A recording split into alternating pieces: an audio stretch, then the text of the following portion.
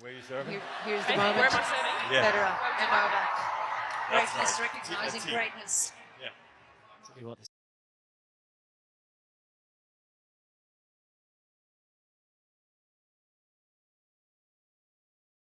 Alex, can you tell us about the match earlier? Seems very interesting. Yeah, it was super fun. My very first mix double.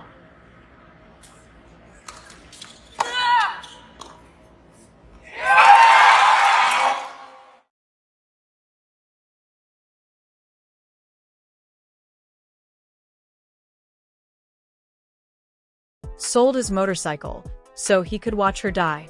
Have fun. The devastating reality of Alex Ella's breakdown in the Australian Open and the desperate final dance of Djokovic. Greetings returning to Tennis Nova, where we offer the tales that evoke strong emotions in you feeling pumping through the veins of tennis. If you believed that the Australian Open was just another competition, 2 more weeks of baseline rallies and dependable results, then fasten yourself in, as I'm going to teach you will destroy that delusion into 1,000 parts. This isn't only about winners and mistakes. This isn't only regarding prizes and standings. This is concerning a dying guy who sold his only possession to see a dream come true. This is concerning a 20-year-old girl who is carrying the 115 million people's hopes for her shoulders as her game falls apart in real time. This relates to a 38-year-old mythology gazing into the depths of retiring. Being aware of his upcoming defeat might be his final opportunity to live forever. This is the 2026 Australian Open, and it has already produced more drama, more heartbreak, and other unfiltered human feelings than the majority of competitions provide in a lifetime. Thus, disregard anything I assumed you were familiar with tennis. As of today, we're delving deeply into this athletics. Additionally, I assure you that at the end of this, you won't ever view Court 6 the same manner once more. Allow me to paint you an image. In January of 2026, Melbourne, Australia, the sun is blazing, the heat that causes the court to, like a mirage, shimmer. Thousands of admirers are crammed into the big stadiums, phones out, preserving each moment for social media.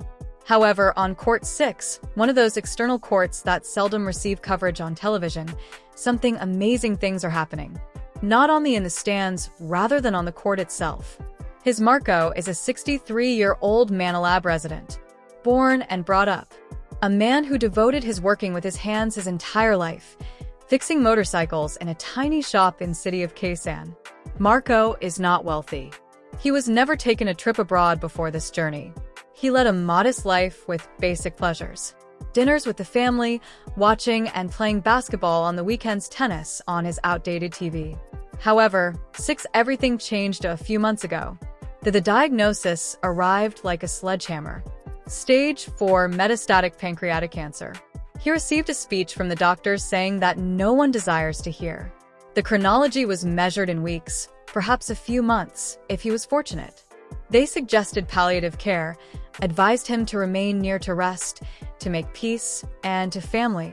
Marco had different plans due to the previous 3 Marco had been fixated on one for years. Alexandre Mgo, an athlete and the pride of tennis in the Philippines. He observed each match he was able to locate online. He remained awake until 3 in the morning to meet her matches that are webcast from competitions in Europe. He said to his daughter, "Prior to death, I'd like to watch her perform live. Only once, to be aware that our nation can generate such a person." The family believed it to be cancer. Speaking, a man's madness grasping at unattainable goals. However, Marco was serious. He got rid of his motorcycle, the same Honda that he had kept up carefully for 15 years, for only sufficient funds to purchase a one-way ticket to Melbourne. His daughter pleaded with him not to leave. According to the doctors, traveling would hasten his deterioration. Marco didn't take care. "I'd rather die," he said to them, observing her battle rather than wasting away there he was in a hospital bed. Wheelchair supplied by the airline, sitting under the scorching Melbourne sun on Court 6, holding a hand-painted sign that said, "Alex, you are our hope in Tagalog." He was weak, his skin tightly wrapped around his bones, but his eyes were vibrant with a passion that disregarded his condition. It was this. This was the last pilgrimage he made. Next, the game started. Alex Ella entered the courtroom. Sixth to take on American Alicia Parks, placed 99th in the world. On paper, this ought to have been a formality. Ella, at number 47 in the world, riding high following a successful 2025 season, was the clear favorite. Filipino supporters, those who were able to obtain tickets, were ecstatic and delirious. They gave a wave. Flags. Her name was sung by them. They thought that this would be the beginning of a historical event.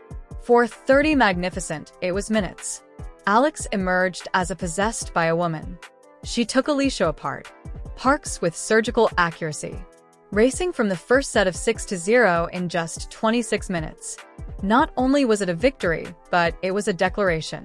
She was perusing Parks' act as though she had the playbook. Learned, earning more than 60% of the points on comeback. Parks appeared completely disoriented, winning a mere 27% of her own points of return. The American was unable to locate the court, but was unable to locate any rhythm, was unable to identify any solutions. Marco was in the position weeping. Not the tears of despair, but an overwhelming sense of exhilaration. This fulfilled all of his dreams. His girl was controlling. The Philippines was triumphant. He was still alive here, observing everything. However, tennis, as any fans are aware that she is the most vile mistress. The sport has a way of strengthening you, only to observe your tumble. Additionally, what the next event was a collapse, therefore total, so catastrophic that it will haunt Alexa for some months to come. The second set began, and something moved. To Alicia Parks' enormous credit, discovered something profound within herself. Perhaps it was pride. Perhaps it was resentment at being made fun of. Perhaps it was merely a player's muscle memory. Nobody has participated at this level of competition for years. Parks arrived, whatever it was, alive. She began to crush her serve, unexpectedly discovering angles and speeds that had been absent from the initial batch. The aces began to come in. By the conclusion of the Parks would end the game with 12 aces, in contrast to Isla's lone one. Additionally, as Parks got up, Isla fell apart. The assurance that had sprung from her during that initial set vanished. Her gait became tentative. Her choice of shots changed conservative, then in a panic. Park started pulling her farther and farther behind the baseline, compelling Alex to defensive scrambling as opposed to the forward-thinking, combative tennis that has won the opening set for her. The subsequent set lost 6-3. However, it was the third set that was difficult to see. Only 2 games were won by Alex. The line of scores that appeared on the screen in flashes was nearly impossible to understand given how the game had begun. 6-0, 3-6-2-6. A bagel, then a whole reverse. A first-round elimination from the Australian B Open. Her third defeat in the opening round at a Grand Slam. On court 6, the audience sat in shocked quiet. Filipino supporters couldn't believe what they had just observed. Additionally, Marco, seated in his wheelchair in that far-off area of the stadium, his heart ached for an very other rationale. Currently, as at the net, players shook hands, and the Marco stayed as the throng started to thin out. He was unable to move swiftly even if he desired to. More than that, though, he didn't wish to depart. He displayed his first sign. More time. Despite the fact that the majority of the viewers were already making their way to the leaves, he was by himself in his part containing that message painted by hand of optimism. Then something took place. That will be repeated in the Philippine sports history indefinitely. Alex Ella got up, packing her luggage at the baseline, analyzing the loss that has recently happened. She felt heartbroken and furious at herself, perplexed as to how she had allowed the match slip away. However, when she looked gazing up at the leaving throng, her gaze caught something. A man, an isolated figure, a Tagalog sign in a wheelchair.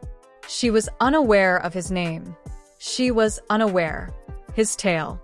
However, at that very time, something traveled between them. Acknowledgement.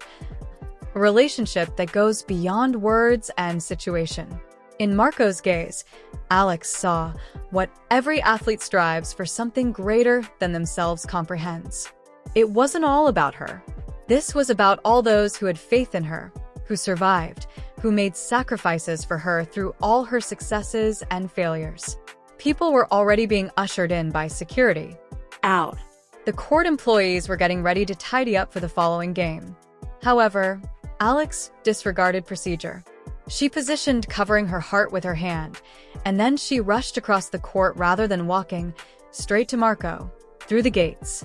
What took place after that? There aren't sufficient words to explain. Alex bent down next to the wheelchair. Marco was crying. She grasped both his and her hands. It didn't matter that they couldn't communicate. She told him in Tagalog that she apologized and thanked him for coming. Having faith.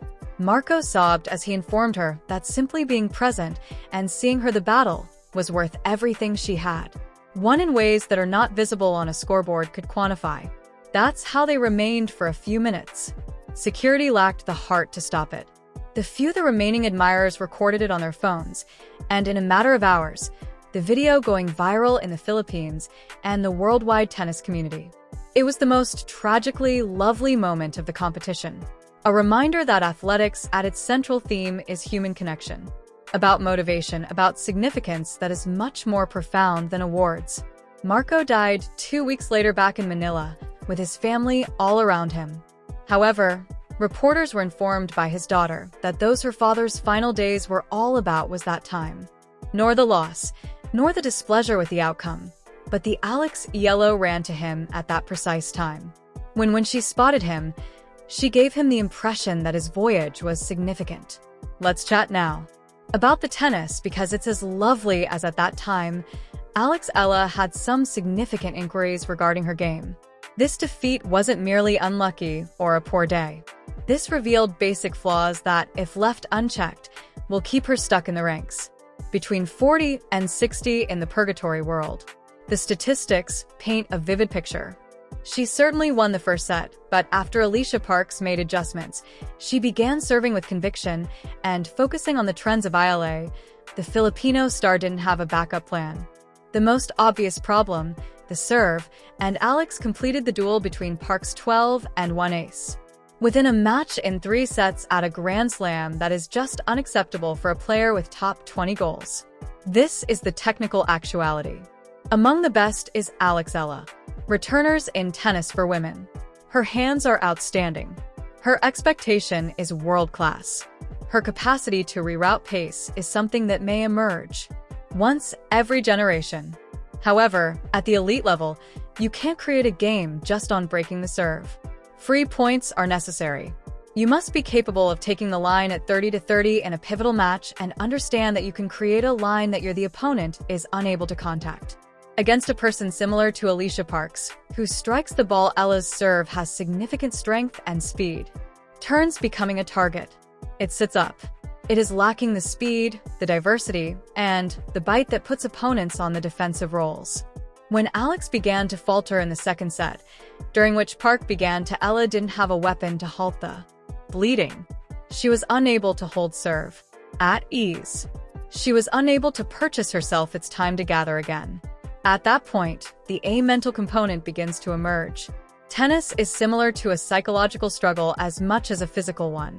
Additionally, Alex is shown an unsettling trend of not being able to close out games when she has early leads. It's hardly the first time we've observed her rise to prominence and then decline. The capacity to safeguard a lead, to control feelings when things begin to change, to discover answers in real time during a match. These serve as the dividers between top 10 and top 50 players. However, this is what we will not do. Compose, take her off. Due to the talents indisputable. Recall the US Open in 2025. Alex entered Flushing Meadows and shocked the 14th-ranked Claratson in straight sets. That wasn't an anomaly. That was an example of what she's capable of when everything comes together. She absorbed the power of Tossin. She remained calm during the crucial moments. She carried out her strategy for 2 complete sets. Without faltering, Alex's ceiling, Ella, is quite high. She is capable of beat every tour participant on a particular day. The consistency is the problem. It is no longer worrisome potential. Each coach and her potential has been commended by commentators. for the past 3 years. It's concerning generating that level consistently for 2 weeks in a row, round after round at a major. Furthermore, the competition isn't resting. Her detractors are researching her right now. The scouting reports are comprehensive. They are aware that her second serve should be attacked. They are aware that she should push her forehand to the edges and force her to produce her own speed. They are aware that if they can weather her comeback game's early storm, it's likely that she will begin to press, to make mistakes, to lose assurance in her habits. Thus, what will Alexa do next? She is returning to the Philippines for the first WTA 125's Philippine Women's Open taking place in February in Manila. This is enormous for her. Playing at home, tens of thousands of Filipino supporters establishing a setting that is unmatched. It might be the exact reset for someone else on tour. She requires it. There will be tremendous pressure. However, it's also a chance to turn this heartache into evidence that Melbourne's defeat was instructive. Experience as opposed to an indication of restriction. The tasks that must, it's obvious what happens. She must create a stronger initial serve. She must give her second serve more variation. Perhaps add a kick or slice to keep opponents unbalanced. She must work with her mental health coaching team resilience on methods for keeping leads and continuing to be aggressive even when there are changes in momentum. Additionally, she requires matches, many of them, to create the type of battle-tested assurance that only originates from grinding through difficult circumstances. The tennis of the Philippines, the community is supporting her. The Philippines has never produced a player ranked this highly in the WTA. Alex is a trailblazer, whether she approves of that pressure or not. Additionally, based on what we observed with Marco, given the way she carries herself, she is aware of the accountability. She is aware that many young Filipino children are observing her, wishing they might be the next. Now, let's change completely and have a conversation regarding the other side of the generational coin. Let's discuss a man who has triumphed this competition 10 times, who has 24 Grand Slam victories, who has accomplished basically anything that can be accomplished in tennis. However, he is now older than 38 in the battle of his life. The game of tennis, people in the community disagree over whether he can pull it off. Some analysts cite his recent defeats by sinners as proof that the gap is too big. Others observe that Djokovic has a history of urinating on precisely the ideal time, of discovering his greatest tennis when it counts most. In actuality, no one truly knows.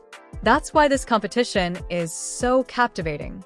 One thing is for sure, Novak Djokovic won't leave quietly. He will battle for each point as though it is essential to life. He'll make use of all trick, every tactical change, every ounce of his renowned mental fortitude. Additionally, if he manages to pull off the miracle and prevail in this competition, it won't only be a win in tennis. It will be an assertion regarding aging, about resolve, about not accepting restrictions. The 2026 Australian Open is become one of the most tournaments that are emotionally charged in fresh recollection. Alex is on one side, Ella conveying the aspirations of a whole country while fighting her own technological constraints and the ghosts of games that vanished. Her path is simply starting point, and the heartache in Melbourne will either forge or break her, transforming her into something more powerful. Regarding on the other hand, Novak Djokovic, in front of the young lions, the elderly king being aware that time is limited, that this could be his last stand. Opportunity to contribute to a legacy that is already unparalleled. His voyage is coming to a decision, and how it ends will be discussed for generations. Both tales are essentially human. Both deal with more than simply tennis. What are they about? We're prepared to make sacrifices for our dreams, on our reactions to adversity, about the relationships we form, and the things we leave behind. Marco recognized this. For this reason, he sold his motorbike. That's the reason he went worldwide despite being informed that he may perish in the process. He comprehended that certain times go beyond the typical. Because seeing excellence, even spending a few hours in defeat, can give life purpose that years of merely existence is not comparable. And that's in the end, what champions tennis is about. We watch more than just tennis. Feel it. We are aware that each match is a tale, that each competition is a collection of human dramas in progress in real time, and each participant is transferring something more profound than what appears on the scoreboard. What do? Do you think? Can Alex Ella recover from this terrible loss and create the serve and the mental fortitude she must make it into the top 20? Will engaging in front of her native Manila audience be the what catalyst is she in need of? Or will the strain be excessive? And be brutally truthful with I'm here. Does Novak Djokovic have one more? Is there still a miracle in him? Or is this the time of Alcaraz is now absolute and a sinner? Can experience and cunning triumph against youth and power once more? I'd want to hear from you in the remarks section below. I perused everyone, and your observations make this channel what it is. If you found this enjoyable in-depth examination of the human aspect of tennis into the tales that make this sport so fascinating, then do me a favor and destroy that like button at the moment. Strike if you haven't already, subscribe, and make sure to ring that alert. Ring to ensure you don't miss any updates. We're following each game, each upset, and each tears, and every victory during the duration of the competition and beyond. This is We Present to You Champions Tennisics. Tennis with spirit, with heart, and with the knowledge that occasionally the most significant wins occur off the court.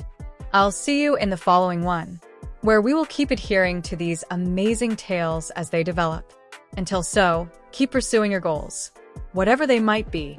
Tranquility. Stefan and Tara, your children, are at home. So, how do they help you?